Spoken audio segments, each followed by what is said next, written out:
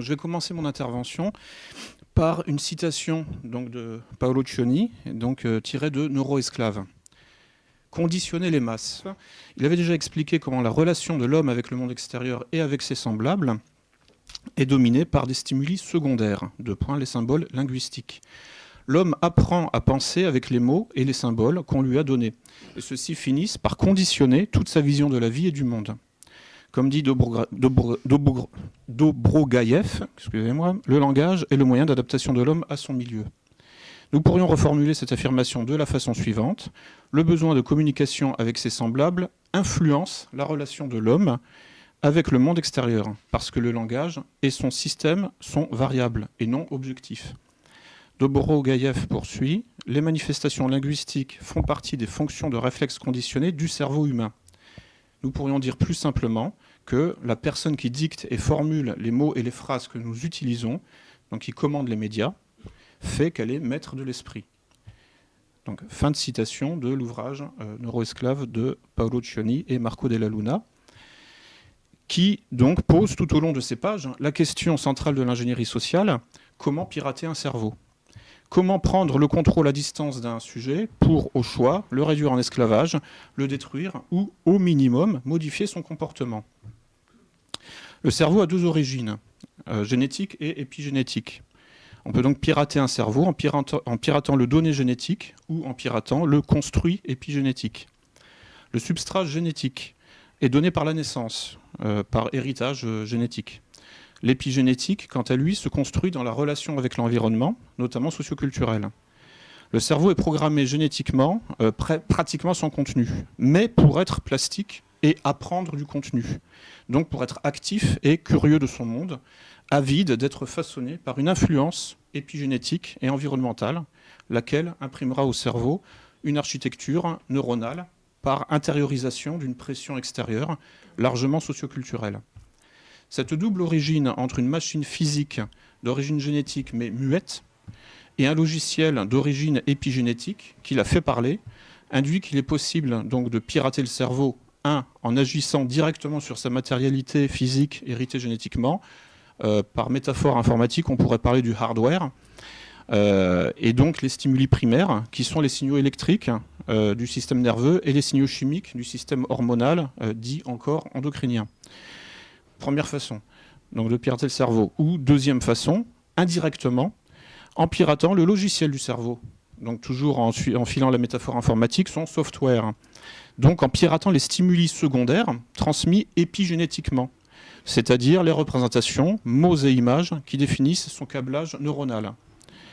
Donc en introduction à l'exposé de Paolo, et en écho à l'extrait de son livre cité en exergue, moi je vais me concentrer sur ce piratage de l'épigénétique du cerveau, en particulier dans ses aspects socioculturels, psychologiques et langagiers. Donc pour illustrer mes propos par un exemple, je traiterai donc de la théorie du genre, ou qu'il faudrait sans doute renommer théorie de la confusion des genres, en tant que virus cognitif particulièrement puissant. Donc, comme le dit le célèbre pirate informatique Kevin Mitnick, le maillon faible dans tout système de sécurité réside dans le facteur humain. L'ingénierie sociale, qui vise de préférence les points de vulnérabilité des systèmes, consiste donc à pirater l'humain. C'est aussi ce que nous dit David Castonguay dans un mémoire de 2009 en criminologie à l'Université de Montréal et intitulé « Pirater l'humain », on pourrait dire sobrement intitulé « Pirater l'humain, l'analyse du phénomène d'ingénierie sociale ». On peut pirater l'humain de diverses façons, plus ou moins invasives.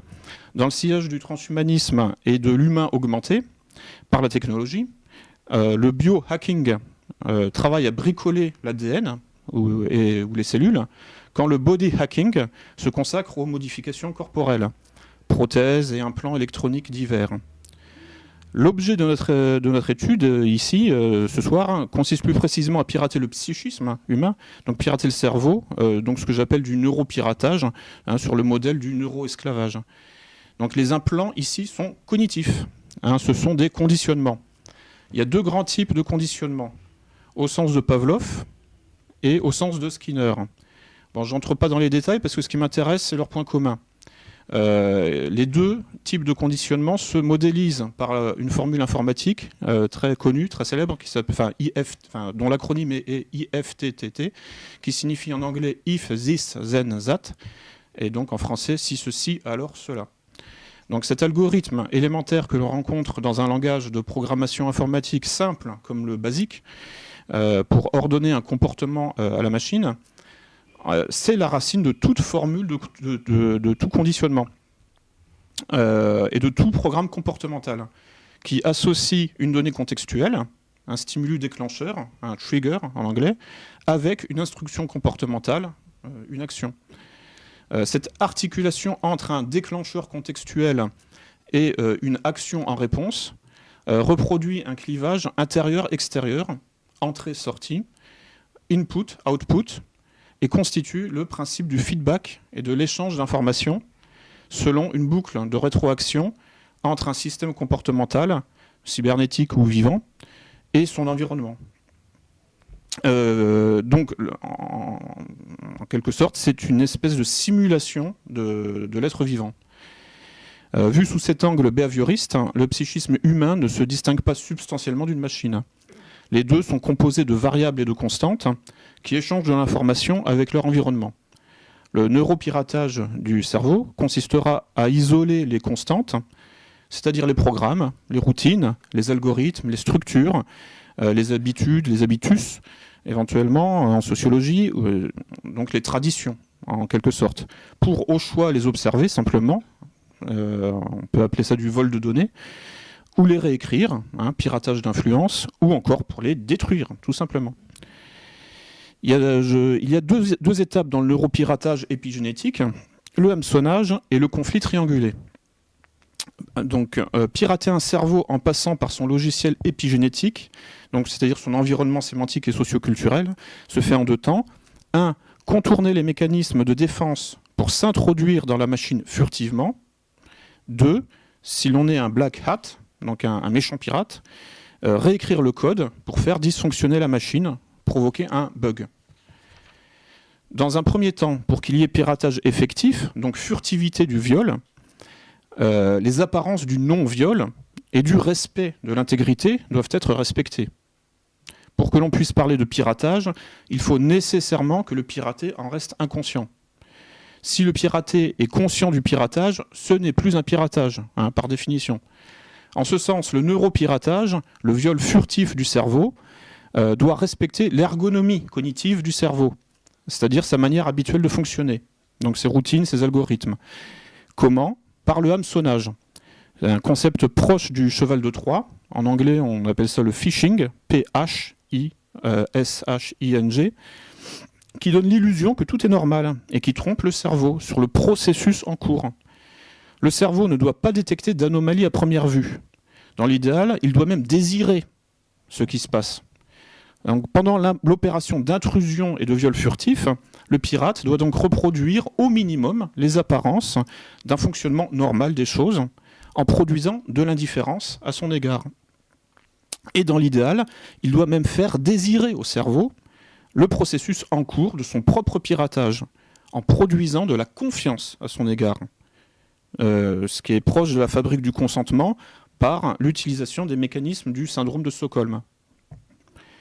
Une fois que l'on a gagné l'indifférence ou la confiance, et que l'on s'est introduit dans la machine furtivement, ce qui est la première étape donc dite du hameçonnage, on peut passer à la deuxième étape, c'est-à-dire le bidouillage du code source pour faire bugger la machine.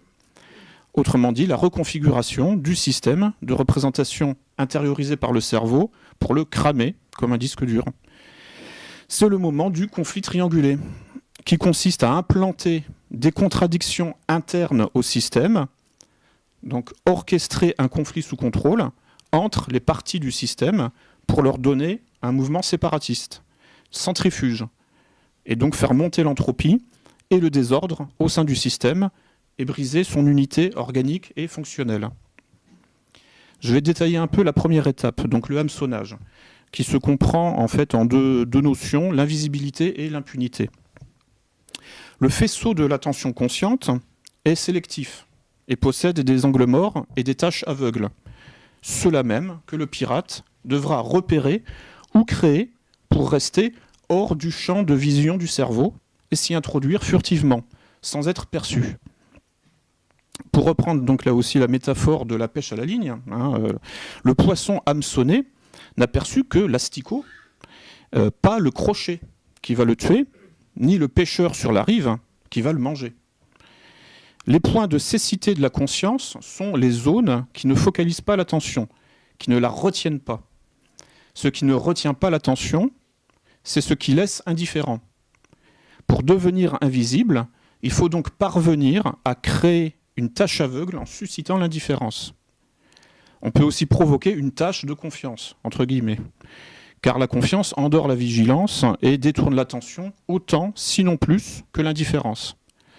Dans tous les cas, si l'on provoque la méfiance, l'objectif est raté, car on redevient visible.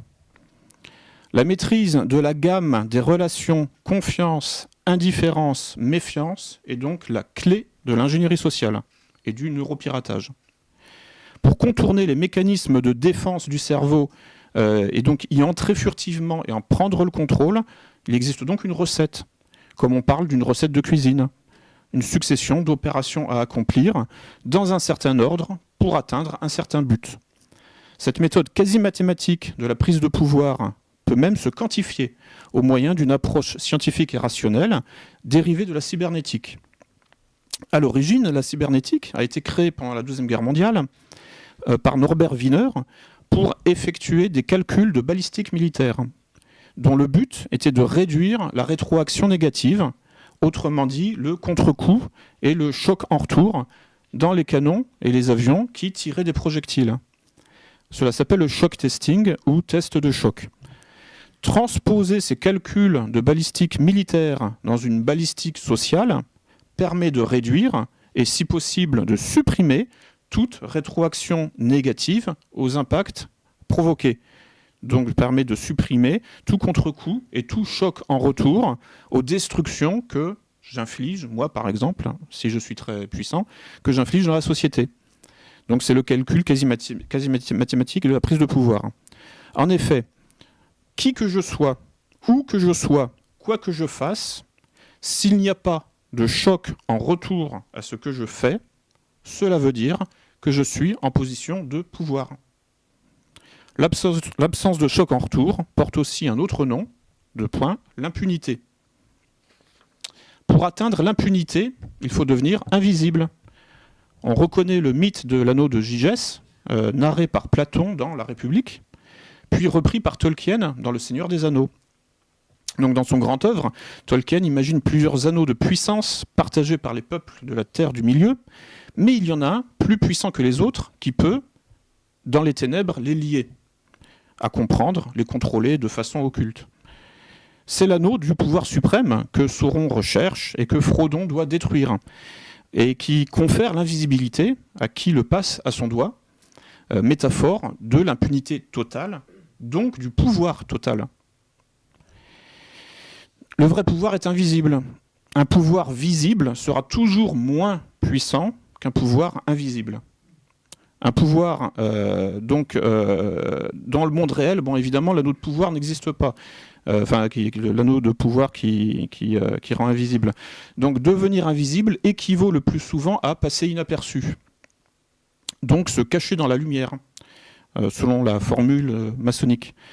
L'ingénierie sociale, en tant qu'art de la modification d'autrui à son insu, pourrait, à bien des égards, être décrite comme la version laïcisée, en quelque sorte, ou scientificisée des doctrines hermétiques et ésotériques de manipulation de masse, sorte de technique de magie sociale, de mentalisme politique, de prestidigitation hypnotique collective, fondée sur l'exploitation des tâches aveugles du faisceau de l'attention et le jeu avec la dialectique visible-invisible, ombre et lumière, dans l'architecture des sociétés humaines. Historiquement, par exemple, la franc-maçonnerie est la première doctrine unifiée de l'influence subliminale de masse, justiciable dans les termes d'un grand œuvre de constructivisme social, donc d'ingénierie sociale. Là, on n'est même plus dans les métaphores. Enfin, plus vraiment. Donc, maintenant, la question, c'est comment devenir invisible, au sens où je l'ai dit, c'est-à-dire comment passer inaperçu, comment se cacher dans la lumière, c'est-à-dire comment atteindre l'impunité en toutes circonstances, donc comment prendre le pouvoir et exercer une emprise totale sur autrui. Premier élément de réponse, inhiber chez autrui tout esprit critique contre soi, inhiber toute suspicion, toute méfiance et toute surveillance. Comment ? En éveillant la confiance ou l'indifférence. Comment ? En se faisant passer pour une victime, de sorte à inhiber tout procès d'intention à son égard. Donc pour en finir avec les chocs en retour, rien de tel que de se faire passer pour une victime, un être en position de faiblesse, donc incapable de faire du mal, de commettre une violence, une violation, un viol. De fait, qui dit piratage, dit viol furtif, donc invisibilité du violeur, ou du moins inattention portée au violeur. La maîtrise de la focalisation de l'attention du cerveau, c'est-à-dire la maîtrise de la gamme des relations de confiance, indifférence, méfiance, c'est donc absolument central. Cette maîtrise de l'attention possède une base émotionnelle et qui est structurée par des rôles à jouer et des places à occuper dans la fantasmatique sociale. Ces rôles et ces places définissent des situations archétypales de groupe qui obligent à adopter tel ou tel comportement par rapport à la place occupée par les autres. Apprendre à installer ce genre de situation obligeante pour manipuler autrui, en le forçant à s'engager dans un comportement, est un chapitre de la psychologie sociale et de la dynamique des groupes. Comme nous l'apprennent les auteurs du petit traité de manipulation à l'usage des honnêtes gens, Robert Vincent Joule et Jean-Léon Beauvois.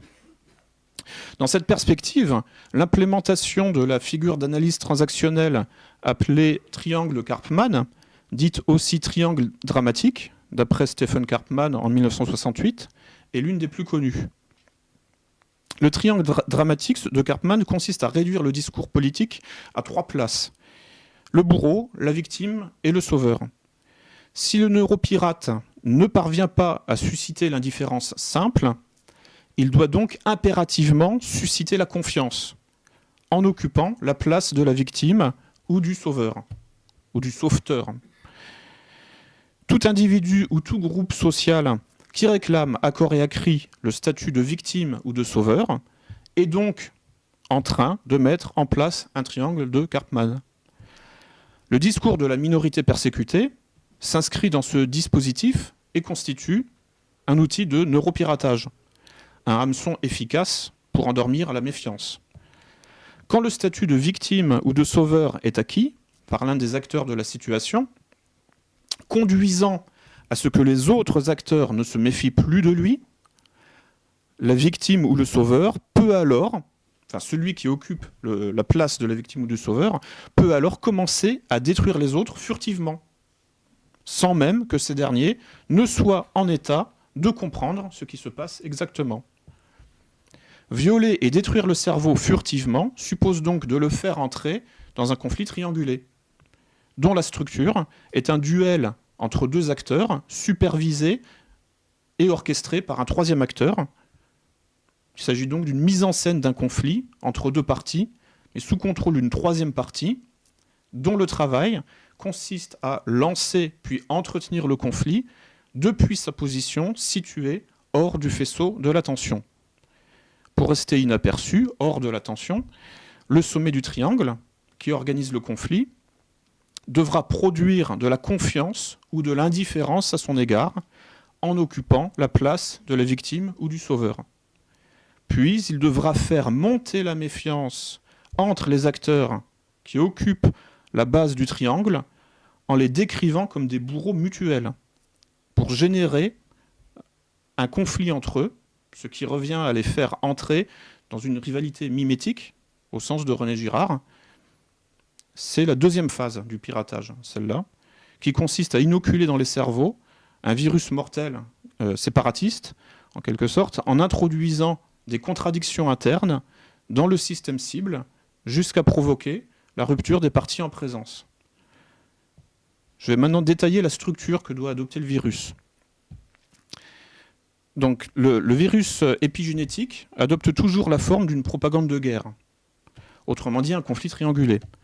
C'est-à-dire une rivalité mimétique orchestrée, une tension stratégique et sous contrôle.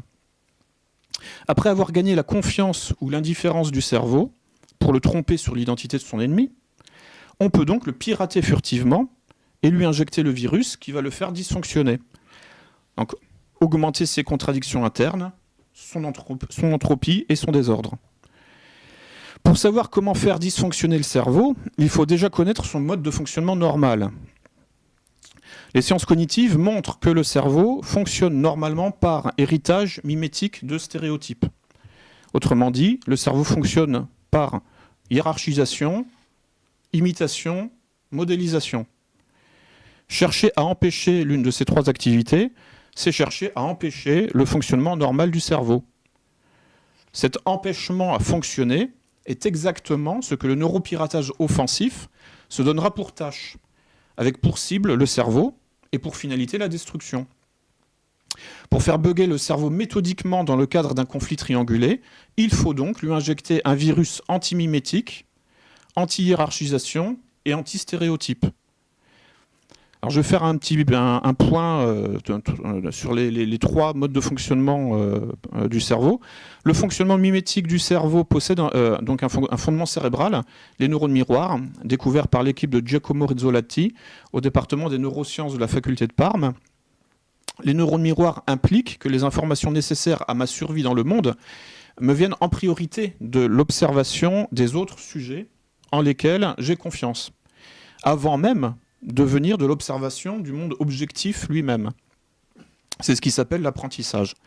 Mon cerveau ne calcule pas directement son rapport à l'environnement, il passe d'abord par les résultats que les autres cerveaux lui transmettent. Donc pour des raisons de synchronisation et d'organisation sociale, le cerveau voit comme voient les autres cerveaux, et non comme les faits se présentent par eux-mêmes. L'étude des neurones miroirs a montré que le cerveau donc, apprenait les informations nécessaires à son adaptation environnementale par imitation d'un père, ce qui suppose déjà que ce dernier en sache plus et surtout soit reconnu comme tel et soit pris comme référence. Exemple à suivre, modèle à copier. Bref, comme un aîné et un support d'appariement et d'imitation stéréotypée.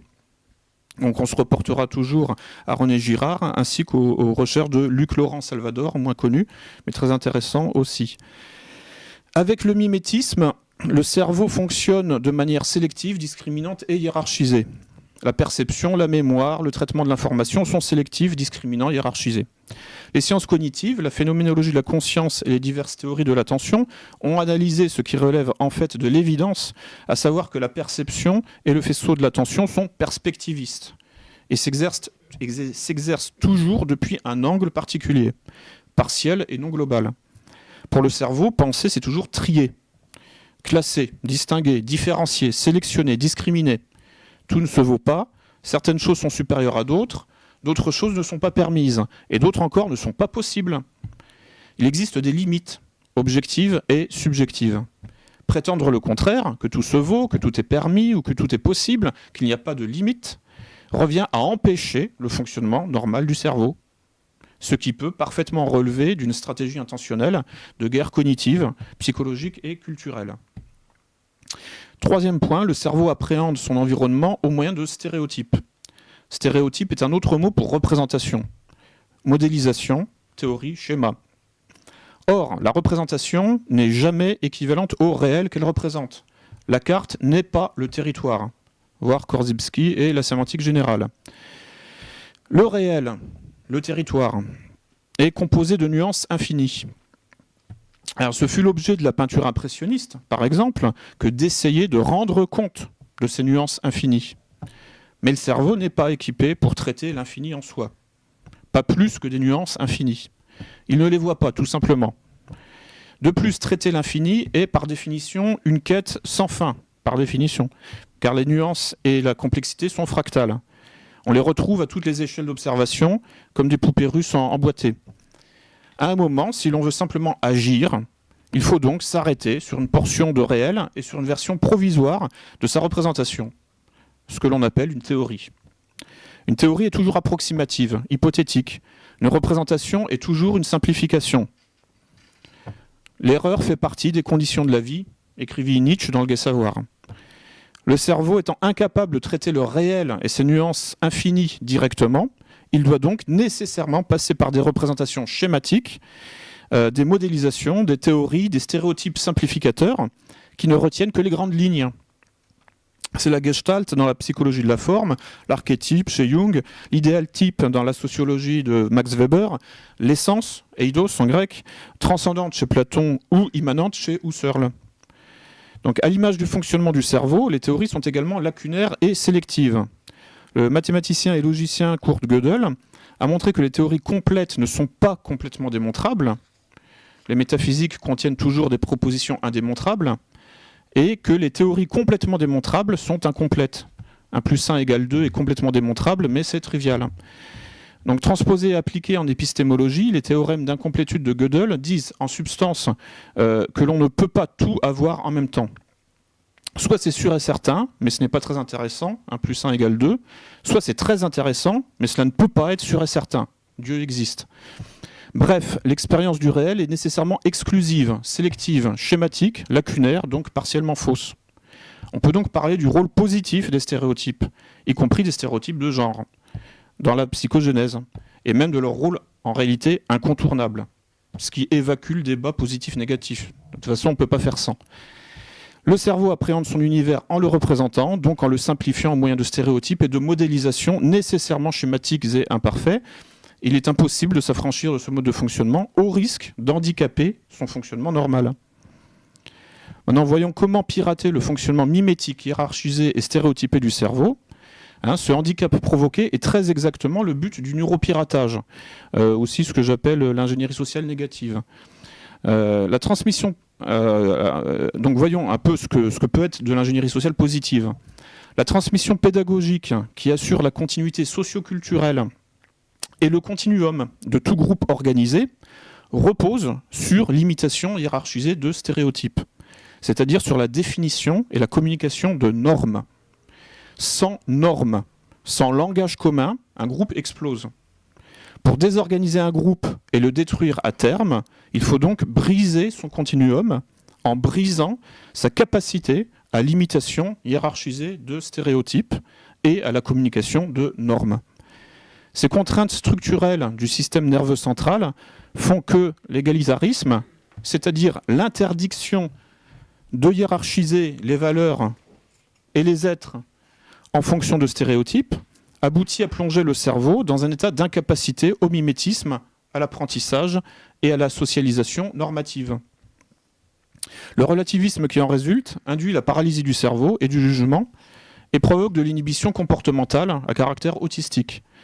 Les pédagogies modernes dites anti-autoritaires, qui prétendent lutter contre les stéréotypes de genre par exemple, ou niveler la hiérarchisation nécessaire entre le maître et l'élève, le parent et l'enfant, sont en réalité pathogènes, ralentissent l'activité nécessaire de modélisation par laquelle le cerveau comprend son monde,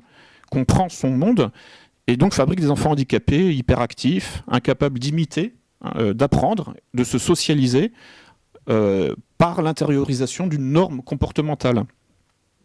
Et donc qui deviennent généralement ensuite des pervers sociopathes ou toxicomanes, individualistes, des libéraux libertaires, dénués du sens collectif le plus élémentaire. Pour faire dysfonctionner le cerveau, il faut donc lui inoculer un virus incapacitant qui va le faire bugger, en lui interdisant l'opération mentale de l'imitation hiérarchisée et stéréotypée, ce qui lui barrera mécaniquement l'accès à l'acquisition et au traitement de nouvelles informations. L'idéologie de la confusion des genres, impliquant la confusion des générations, qui cherche à empêcher, voire interdire l'imitation hiérarchisée de stéréotypes, fondateur pour l'identité, et qui rabat tout sur le choix individuel, est le virus mental prototypique à injecter au cerveau pour le faire dysfonctionner. Dès lors qu'il n'y a plus de normes, il n'y a plus de structure, il n'y a plus de forme fixe. Et donc on tombe dans la société à l'état liquide dont parle Zygmunt Bauman, sociologue. Évidemment, un cerveau en bonne santé refusera de se laisser infecter par ce virus individualiste, nivelant et dissolvant, et développera des défenses immunitaires s'il sent qu'il est attaqué. Pour que le cerveau ne se sente pas attaqué et qu'il accepte de se laisser contaminer, il faut donc que la menace ne soit pas perçue. Le virus mortel doit même être perçu comme salutaire. C'est le rôle du hameçon. Le faux bien pour un vrai mal. L'appât présenté par un ennemi ayant gagné notre confiance, car il occupe la place de la victime ou du sauveur, ou ayant gagné l'indifférence, car il occupe un angle mort du faisceau de l'attention du cerveau, ou qu'il est caché derrière une tache aveugle. Je vais décrire plus avant la morphologie antinormative du virus. Le fonctionnement normal du cerveau donc est normatif. Le virus cognitif mortel doit donc être antinormatif. Or, de manière assez candide, l'idéologie de la confusion des genres revendique son caractère antinormatif, donc criminel. Raison pour laquelle il faudrait l'interdire, car il s'agit effectivement d'un virus tueur. Expliquons ce fait qui tient de l'évidence, mais dont il faut pouvoir rendre compte malgré tout. Le fait que le cerveau ait une origine génétique, mais aussi une origine épigénétique, a servi de prétexte au constructivisme de la confusion des genres pour affirmer que l'on pouvait s'abstraire totalement de l'origine génétique dans la construction épigénétique de l'identité de genre. C'est la phrase existentialiste de Simone de Beauvoir, « On ne naît pas femme, on le devient », déployée par Judith Butler dans « Trouble dans le genre », et qui peut s'étendre aux hommes, évidemment. Cette erreur repose sur une méconnaissance du fonctionnement du cerveau. En effet, le domaine épigénétique, dont l'identité de genre fait partie, se construit dans le rapport entre le corps et son environnement. Or, les femmes et les hommes ne sont pas des anges, des esprits purs. Nous sommes des créatures incarnées, avec des corps génétiquement différents. Notre identité socioculturelle, dont l'identité de genre fait effectivement partie, est une représentation du corps, donc un rapport au corps et à notre héritage génétique. Cette identité de genre, soit la représentation du sexe, est donc construite par indexation sur la différence anatomique d'origine génétique. Et elle est donc élaborée au travers du rapport différent à l'environnement et à autrui que cette différence anatomique prédispose. En particulier à cause du relief épidermique, le moi-peau, moi trait d'union peau, dont parle Didier Anzieux, et de la conformation des orifices du corps, interface et point de passage entre l'intérieur et l'extérieur du corps, et point de communication entre l'individu et son environnement. L'identité de genre est donc effectivement une représentation construite, mais depuis un socle réel, malgré tout, celui de la différence génétique hétérosexuelle, qui implique l'hétéronormativité, sauf à produire des effets de déréalisation psychotique. Quand un homme croit être une femme ou l'inverse, il s'agit au minimum d'un syndrome psychotique. Le premier système de représentation du cerveau est donc non seulement sexué, mais encore hétéronormé. L'hétéronormativité est la source de toute norme. C'est la norme des normes, la méta-norme, méta comme métaphysique, méta trait d'union norme. Freud et à sa suite Lacan ont montré que l'accès à la pensée et au langage articulé se réalise par l'intériorisation d'une structure sociale de différenciation et d'articulation identitaire hétéronormative, le fameux complexe d'Oedipe. À l'opposé, on a l'anti-modèle de l'anti-Oedipe, au sens de Deleuze et Guattari, et de l'antipsychiatrie, c'est-à-dire l'absence de normes. L'absence de normes ne présente pas de problème excessif tant qu'elle reste minoritaire et exceptionnelle, confinée dans une sphère artistique par exemple, car elle bénéficie de l'immersion dans l'hétéronormativité majoritaire ambiante pour se restabiliser. Un peu comme un parasite en quelque sorte. En revanche, l'absence de normes est criminelle dès lors qu'elle prétend à devenir la norme. L'absence de normes, qui signifie aussi absence de loi, rend la communication impossible, rend donc la vie en société impossible.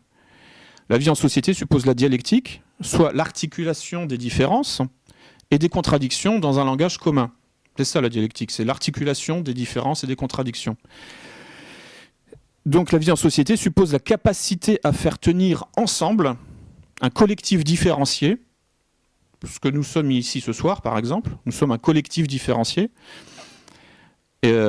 Donc la vie en société suppose la capacité à faire tenir ensemble un collectif différencié au moyen d'une grammaire mentale partagée et structurante.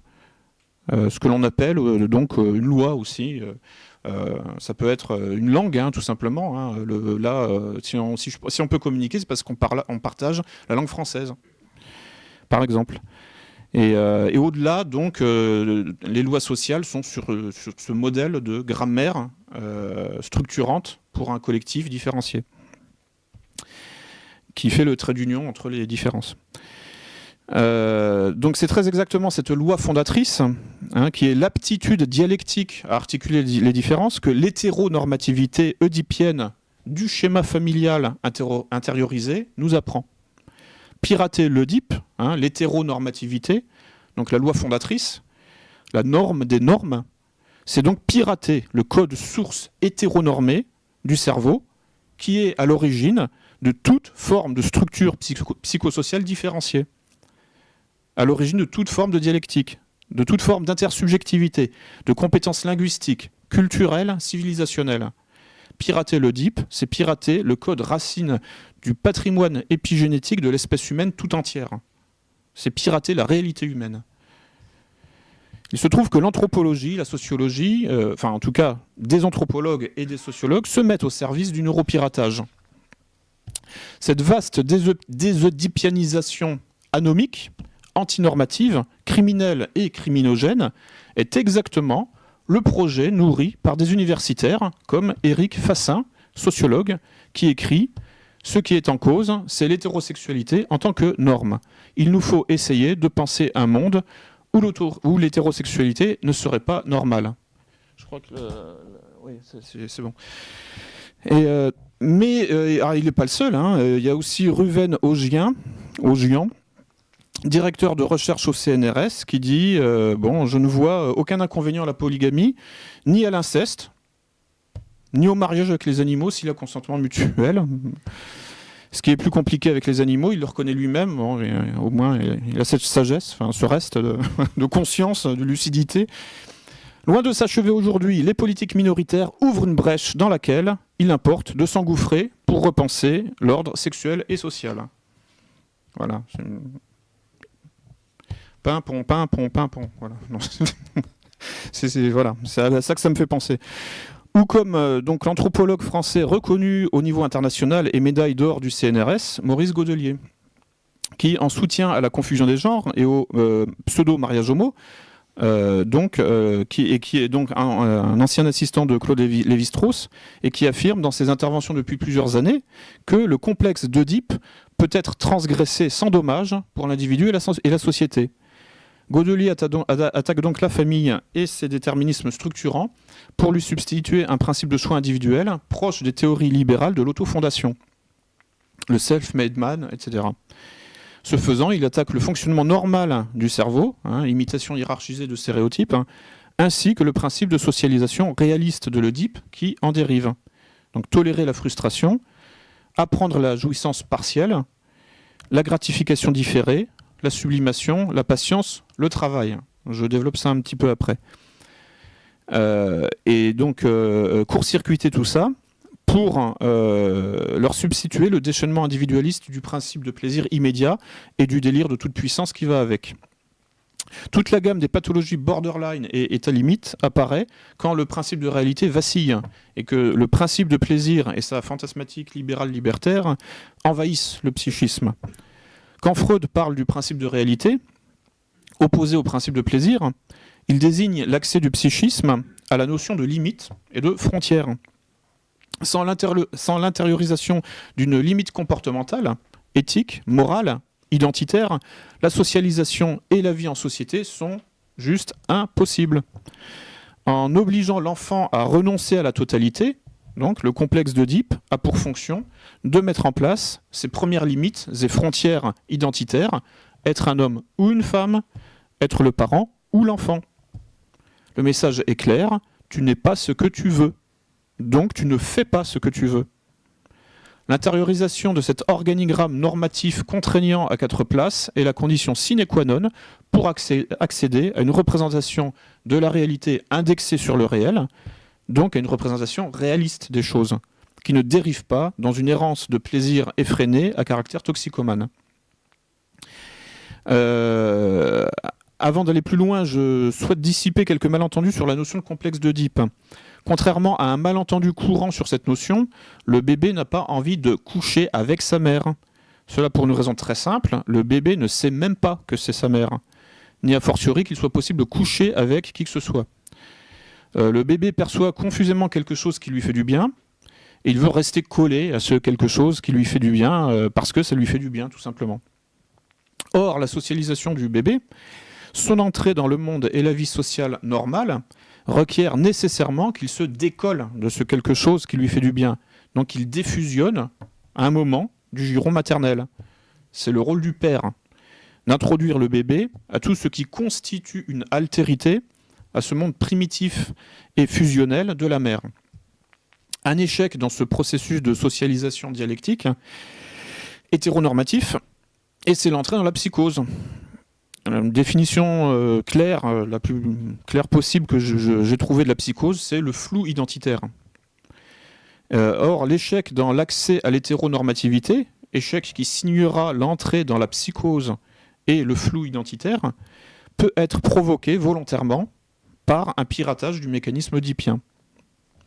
Donc la construction hiérarchisée, mimétique et stéréotypée de la réalité est impossible si des différences et des limites identitaires fixes ne sont pas clairement posées, condition de la stabilisation des choses. Le psychisme doit donc apprendre à se discipliner et à observer des limites. Je suis un homme, pas une femme. Je suis un parent, pas un enfant. Dans son expression la plus simple, le complexe d'Oedipe est donc le processus par lequel on apprend à supporter la frustration et à renoncer au tout de suite. En 4 mots, l'Oedipe, c'est renoncer à la totalité. C'est l'étape éducative par laquelle le cerveau doit passer pour tolérer que la satisfaction des désirs ne soit pas immédiate et complète. Ce mécanisme psychosocial porte un autre nom, c'est donc la gratification différée en français, en anglais delayed gratification. Donc ce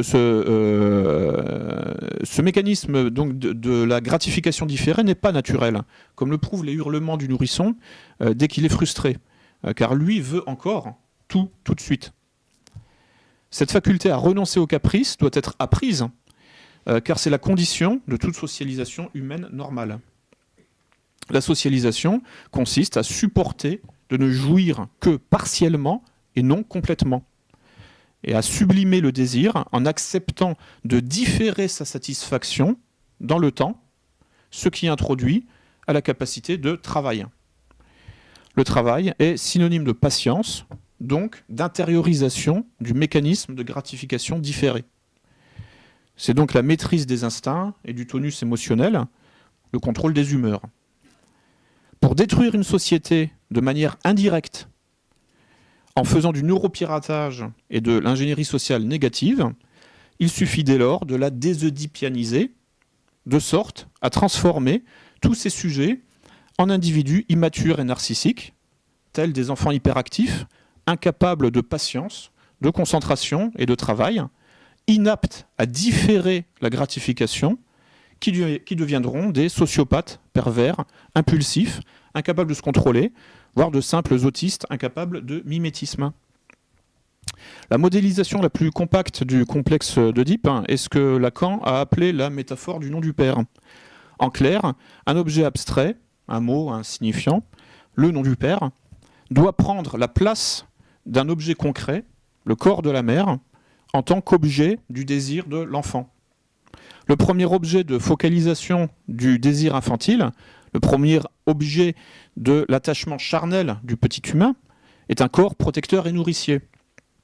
La socialisation normale de l'enfant suppose qu'il renonce à fusionner avec cet objet réel et chargé d'émotions, son premier amour, entre guillemets, pour réorienter son attention et son désir sur un objet symbolique et abstrait, plus lointain et complexe. Ce faisant, donc le nom du père, ce faisant, il apprend à distinguer les choses et les mots, ce qui est la condition d'accès au langage et à la culture. Ce mécanisme est vécu comme un arrachement, un travail, une souffrance. De fait, il s'agit d'un déracinement du corps maternel pour un réenracinement dans le logos paternel et son quadrillage légaliste de l'existence. En effet, le giron maternel promet la satisfaction immédiate et complète du désir, c'est le monde du caprice. Or, il faut y renoncer pour apprendre à désirer un objet extérieur et purement mental, donc apprendre à désirer et à s'identifier à un discours, composé d'une matière sémantique rigide, obligeante et possédant force de loi et de grammaire. Donc passer de l'émotion charnelle à l'aridité du verbe et du concept, c'est le mécanisme même de la sublimation, qui est la condition d'accès à la compétence langagière, culturelle, idéale et à la socialisation normale, c'est-à-dire hétéronormée. A contrario, ce que recommande Maurice Godelier, effacer le nom du père du Code civil, il le dit, revient à enraciner l'individu dans une intériorité pré-langagière, pré-sociale, pré-normative, anomique, hystérique au sens étymologique de l'utérus. Donc, ça induit tout un tas de phénomènes de désymbolisation, donc de déstructuration et de régression psychique à l'état fœtal, mais dans un corps d'adulte, qui est à l'origine de toutes les pathologies apparues dans les années 1970 à peu près. Je vais conclure donc, sur le conflit, sur ce qui essaye de se mettre en place dans le monde occidental de nos jours, c'est-à-dire le conflit triangulé généralisé. Donc le pilotage rationnel et méthodique de la guerre de tous contre tous. La lutte contre les stéréotypes de genre vise donc à produire de la psychose, du flou identitaire psychotique. Depuis les mandats de Nicolas Sarkozy à l'intérieur, avec l'invention du délit d'homophobie en 2004, puis à l'Élysée quand son ministre à l'Éducation nationale, Luc Châtel, introduisit en 2011 la théorie du genre dans les lycées, ou quand furent organisés en 2009 et 2010 des colloques contre la transphobie à l'Assemblée nationale avec la participation de membres des lobbies les plus puissants, nous voyons se mettre en place un conflit triangulé généralisé avec les hétérosexuels en position de bourreaux et les non-hétérosexuels simultanément victimes et sauveurs. Pirater le cerveau pour lui inoculer le virus antinormatif de la confusion des genres fait entrer l'humanité dans l'ère du capitalisme intégral, radicalisé jusqu'à la location du ventre des femmes, dixit Pierre Berger, ce qui donne accès au pilotage scientifique de la guerre de tous contre tous. En déconstruisant l'Oedipe, la gratification différée, l'hétéronormativité, la loi, tout simplement, toute forme de grammaire, on barre l'accès au langage, à la sublimation, à la raison, à la dialectique, à l'articulation des différences, à la civilisation. On fait monter le taux de barbarie générale et de contradictions internes insolubles, parce que des contradictions internes, il y en a toujours, mais là on fait monter le taux de contradictions internes insolubles, puisque le langage commun a disparu, en particulier les violences entre hommes et femmes, et entre parents et enfants. On prépare ainsi la banalisation de l'inceste, de la pédophilie et de l'euthanasie pour tous. Mais le tout reste sous contrôle. Ainsi, l'on gouverne par le chaos, on organise l'anomie, la psychose sociale, la démolition contrôlée du psychisme et de la société, et on effrite la réalité, littéralement. On liquide même toute forme de réalité en rendant impossible de se constituer une stabilité cognitive et psychosociale quelconque. Et on fabrique ainsi des neuro-esclaves.